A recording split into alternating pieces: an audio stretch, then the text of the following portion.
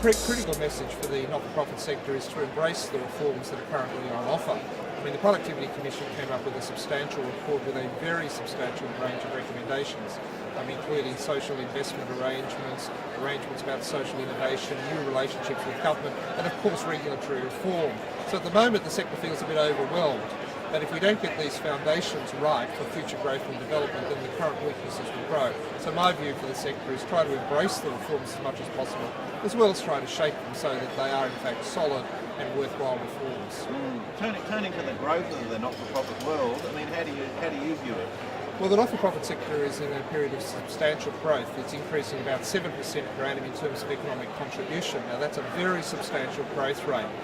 It's employing people at a very substantial rate. It's nearly 1 million people at the moment, and the volunteers are actually increasing.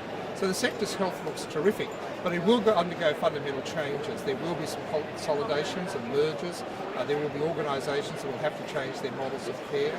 And of course there's always organisations coming in and out of the sector. But in overall terms, it's got a very substantial future ahead of it. At the moment, it's a matter of getting these reforms in place to make that a sound and effective future. Do you think the Commonwealth really understands the power of not-for-profits and what they really deliver? Look, I think we've made a huge inroad. Since the 2010 Productivity Commission report, which identified its contribution, I think the Commonwealth Government has really recognised the importance of the not-for-profit sector. The establishment of the Office for the Sector in the Prime Minister and Cabinet's Department, the establishment of the one-stop shop regulator, work being done in relation to finance and deregulation, all of those indicate that there's a real seriousness about working with the sector because of its strength and growth. We're also seeing that replicated in state areas as well. Yeah. This morning there was a few questions there, one or two around the issues of past misbehaviours. I think some people use the word bad apple. I recognise, like you, that it's only a very small percentage, but what are your thoughts around that area? Well, look, there's always bad apples in business, and there are in the not-for-profit sector, and there needs to be mechanisms by which you can deal with those. The public will not have confidence in the sector, particularly the charitable part of that sector, unless there are mechanisms to deal with those that are not operating effectively. But at the end of the day, the sector seems to have a fairly good level of governance, at least in relation to companies limited by guarantee and associations. But what the sector will have to understand is there will be an increase in the level of complaints, but a lot of those complaints will be about the way in which the organisation operates their internal affairs, how they treat their members, how members respect or don't respect the boards, how board members deal with each other. Now they're about the sector dealing with its own problems, not about the need for a regulator. The regulator is about gross misconduct or maladministration effectively. And peak bodies, you see them taking a bigger role in sort of the relationship with the ACNC? Look, the peak bodies are really important. This is a sector that has lots of peak bodies, and just about every not-for-profit organisation is part of a peak body. So the importance of those peak bodies in understanding these reforms, in helping their members deal with the reforms, but also trying to shape further reforms into the future is going to be important. And in relation to dealing with industry or sector-specific issues, the peak bodies have a very important role to play.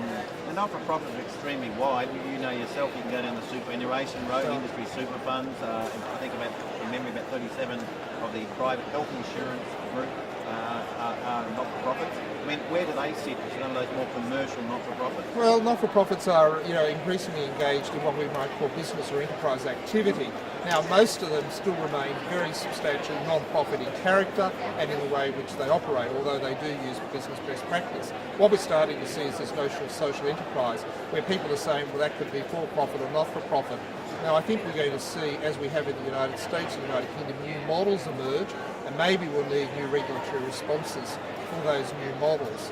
But at the moment, it is very important that organisations understand that if they're not-for-profit, then they operate in a particular way and have a particular set of governance arrangements and values that are essential to it. Any practical tips for directors on the one or two things they should immediately get onto? Well, directors should become aware of the context within which they operate. Many of the boards are concerned about the operation of their particular organisation, but I think boards need to actually try to understand the broader context, the broader issues for the sector. The second is to look at the reforms as a positive.